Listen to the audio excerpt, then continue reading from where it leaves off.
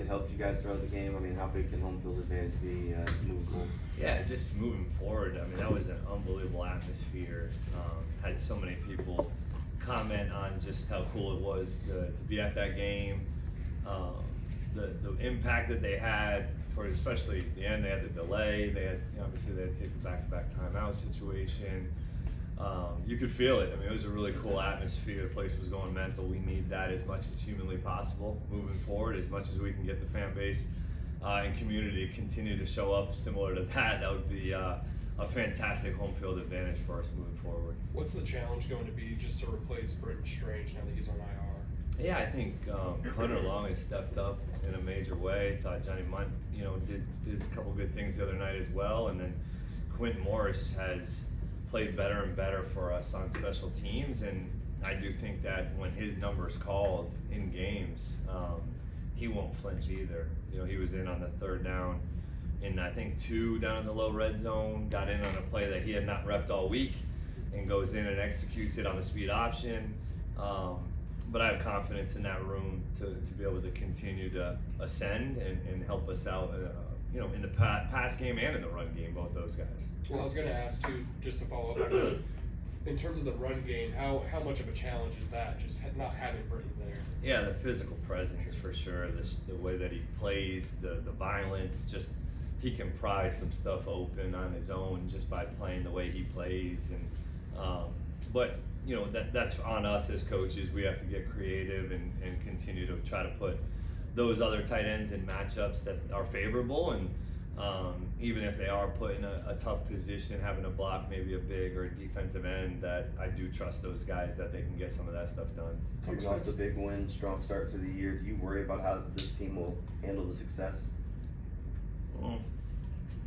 No, I mean, I don't want to say we're the most pissed off 4-1 team, but there's definitely some feelings in the building over the last few days of knowing that we have not still put out 60 minutes of our best football. I think specifically on the defensive side, there was some frustrations in some of the things that we gave up, and specifically in the run game, that we didn't probably have our best efforts in stopping the run, something that we had been doing at a pretty good level there. And and then same offensively, right? We punted twice, but we had the fumble at the end, at the goal line there, and then the turnover that we got to continue to try to take care of the football at a higher click. And I think they just know that there was some meat left on the bone even after a really cool win.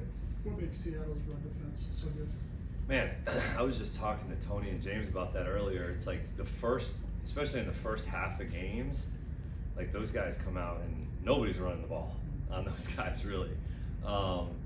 Their front is so deep.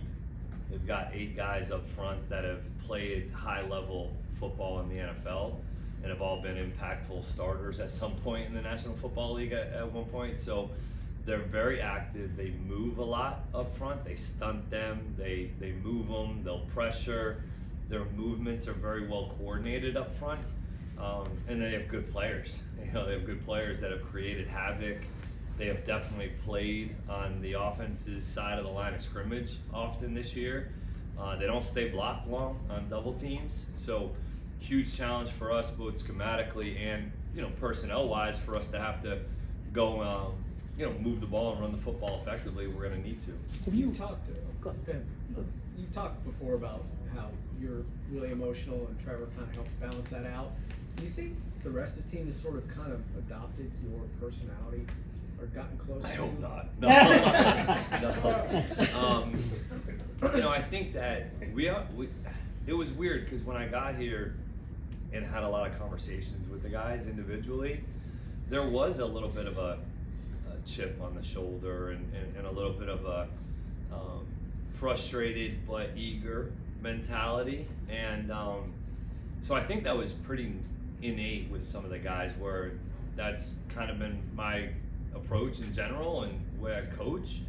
So that just naturally, I think, connected maybe with some of the guys, or I connected to them because I felt that from them as well. And so I was probably my most calm the other night in ways, and it was cool to see then Trevor take over some of that, and you saw some of the swagger that he had after he made the throw to BT and Diami, and just, you just saw some confidence in grit and toughness that you want your teams to display, not because it's about my personality or me, it's more because I think that helps have an edge, and ultimately would like our team to have an edge.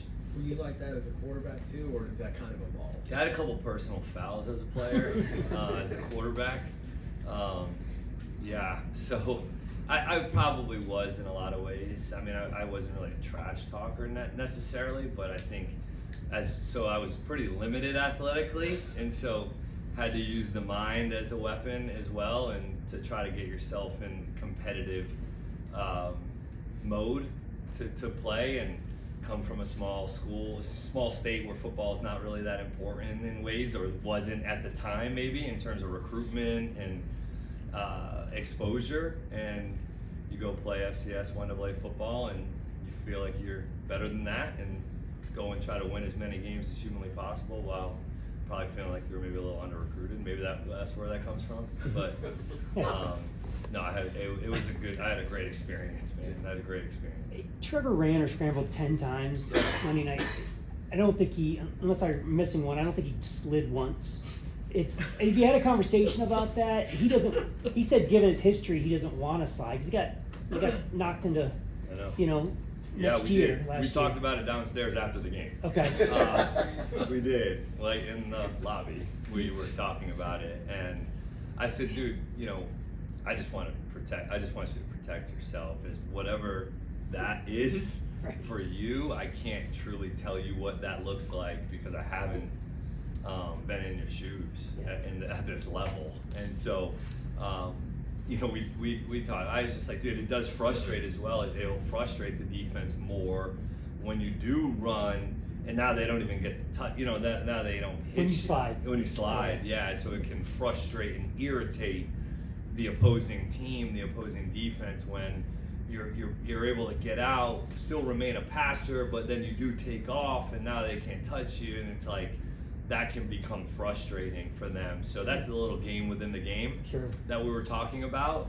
But he didn't really have much of an answer. It was just like, hey, that's kind of how I'm running, and I respect and appreciate it. So, but we do need to keep him healthy. Yeah, I was gonna say, do you think he's putting himself in more harm's way by going, shoulders and head first? Maybe so. I guess I can kind of sympathize based on what did occur last year, and I can't say that he has never mentioned that play. So that's the cool part about it, is that he doesn't even talk about that as being something that's in his head or that he thinks about. I mean, the guy was running like a crazy man out there. So, I think he's just being a football player trying to go play and compete.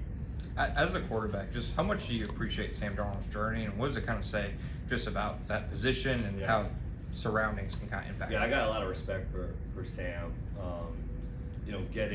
I don't know him personally, but obviously through Grant and Kevin, and then obviously Sean Surratt being here, having stories, and watching him throw the football. He's very talented. There's a reason why he was a top 5 pick.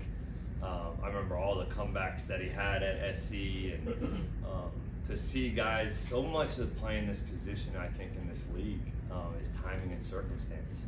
And there's so many talented guys that people end up saying can't do it, or it doesn't work in that timing and in that circumstance. And now look what has happened to him in his career. Baker and him are on the same team and couldn't quite play on that team. So it's just so much of it is not giving up on these guys, and knowing that as time goes and they accumulate more reps, not just in games, but in practice, calling plays, guys coming from spread systems, no huddle, shotgun, like that whole operation is new. It's different. It's a different mode of operation for those guys. So really cool to see guys like Sam, continuing to get better as they go throughout their career. Knowing the wide receiver targets that will be coming here from Seattle this weekend, how would you evaluate coverage, usage, opposite Tyson, how Tyson's been used so far this year? Yeah, I mean, obviously, in Jigba, Cooper, those guys, I got a lot of respect for them as well. Sam can put it in tight spots, and Jigba's got great body control and hands at the point of contact. I think he's faster than maybe people give him credit for. And Cooper's still, you know, the guy that can go and compete with the best of them. He's gonna block his tail off. He's still getting open. He's a great person in that room to have, I think, for probably Jackson Smith and Jigba as well. And they're not afraid to push the ball down the field. They're pushing the ball on the play actions. They're able to get it down there. So we definitely have to be better than we were the other night.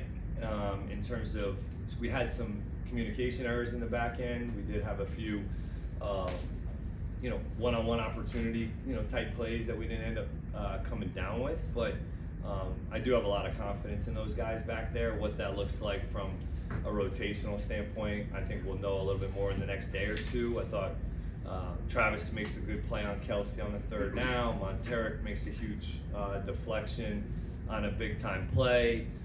Jarian Jones gets in at the end of the game, makes a tackle at the end of the game. You know, so all those guys, I think, are going to continue to play and get reps and opportunities. And what that looks like from a rep count standpoint, I think we'll know a little bit more throughout this week. Liam, you used Van Lanen as that jumbo alignment one time, a couple weeks ago, the shooter the other night. What do you like about having that extra big body?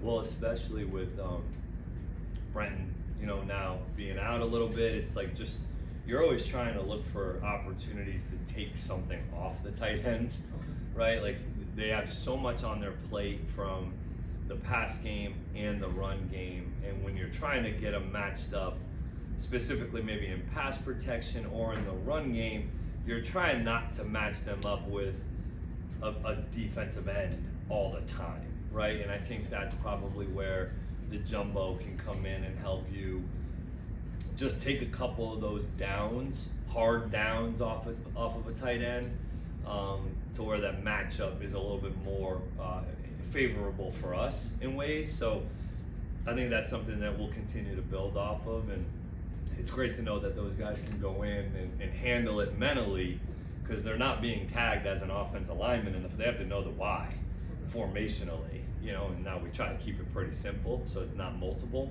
per game plan, but I do think that we can use it more and more as we go.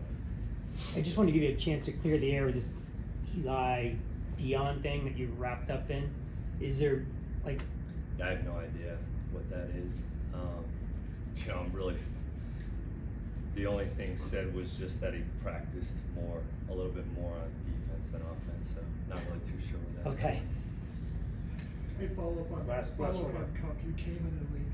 You're in the same room with him for 2 years. How much did he kind of expand your view of offense? Man, he's Cooper. I almost named my son Cooper.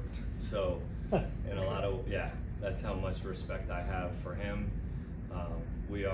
He has sent me texts throughout my career, whether I was with the Rams, at Kentucky, or here in Tampa, or here randomly, all the, you know, at different points of just thinking about you. Hope you're doing great, proud of you.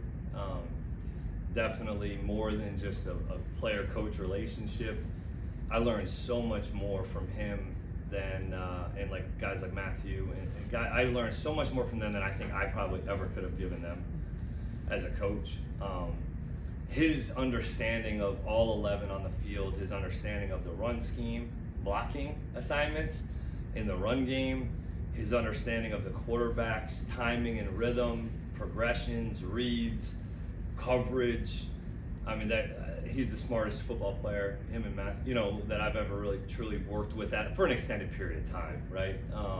I've obviously worked with a lot of really good pros, but can't say enough good things about Cooper and the type of man that he is. Awesome. Coach, thank you. Yeah.